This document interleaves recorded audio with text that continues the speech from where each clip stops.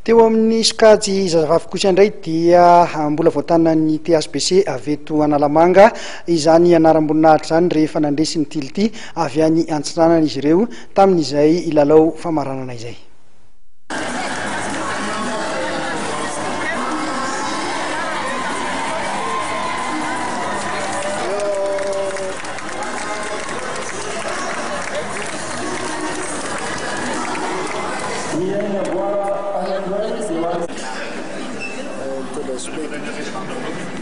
Voatana ny THBC Analamanga fanondroa ny anaram-boninahitra mahatompon-daky Madagasikara rehefa nandresy ny tility avy any Antsinanana tamin'ny 7 izy ireo nandritra ny lalao famaranana fedina ny tompon-daky Madagasikara sokajy senior vehivavy.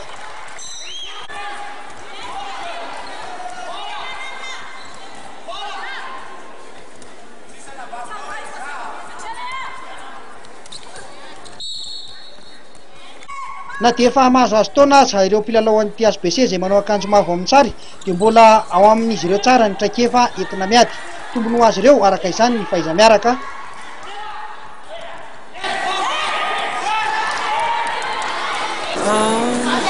Ny avantagenay zany zay efa miaraka foana dia efa tsy misy tso zany le gêne ao anatin'ny ekipa fa dia mandeha ho azy na ny attaque na défense efa mifanampy foana. Izay zany ny avantagenay. Ho an'ny THBC manokana efa hita efa le bebe daholo nareo amin'ny taona manaraka mba azona an'ilay amboara fanotelony ve azo eritreretana nisy ny mpilalao vaovao tanora kokoa. Izahay zany dia misokatra foana ny club anay mandray club joueuse vaovao izay te hiditra tao aminay tsy manakana mihitsy izay. Raha le lalao famaranana teo somary efa neny fanakaiky ihany niza teo amin'ny 10 minitra farany inona no nahatonga an'izay? Ohatran'ny somary mijanona teo amin'ny 20 teo nisanareo fa zareo nefa mbola tany ambany dia niakatra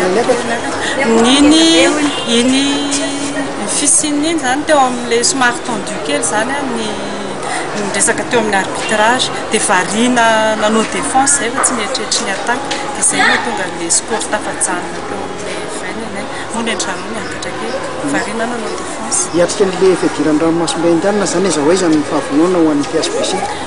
Ny championnat national izay niatrehana eto an'ity dia anisan'ny préparation nataonay ahafahana miatrika ny CCCOI iny izay atao dans 3 semaines eto Madagasikara dia efa vonona tsara izay hiatrika ny CCCOI. Ho an'ny tility Antsinanana kosa izay manao akanjo mena amin'ny sary dia efa mbola tanora loatra ny ankamaroan'ireo mpilalao sasasasany izay mbola tsy niatrika lalao goavana ny ankamaroany. Na izany nefa dia manana ny hoaviny tsara ny tility araka ny nambaran'ny mpanazatra azy. Mafy zany le lalao ohatran'ny famaranana rehetra tsy maintsy mafy teo tonga famaranana zany dia mafy ny adversaire matsara foana mamy ianao atao tonga any dia fa sarotsaratra kely ho anay ihany le izy adiny desana teo hoe ny kamaroan'ny joueusenay zany izay vao nanao championnat national senior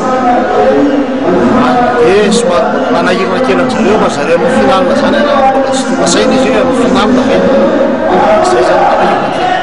Ivan tena hitanao hoe raha lafiny teknika manokana tena amin'ny kianja ivan tena hitanao hoe lesotao anareo teknika individuelle zany misy bola tsy mahafiana ankizy zay zany tonga dia enina niaritra iny remplaçant c'était joueusenay tonga dia ambany be niveau par rapport amin'le premier entrant dia raha vao misy remplacement zany tonga dia midina le niveau. Anahoana raha fatrehana ny CCCOI? Ny CCCOI zany ohatrany hoe efa en négociation amina mpilalao telo eo zay renforcer anay satria io moa amparama hoe tility volahatra Antsinanana Tomasina volahatra Madagasikara dia miresaka zay amina mpilalao telo mba i-renforcer anay any amin'ilay point faible anay na en attaque na en défense. Mila famatorana ara-tsaina fotsiny sisa dia afaka miatrika tsara lalao goavana ny tility. Samy ary ny voninahitra Madagasikara ihany koa ny rotota eo amin'ny fedina ny amboarany ranomasimbe indiana na ny CCCOI izay atao eto amintsika afaka 3 herinandro.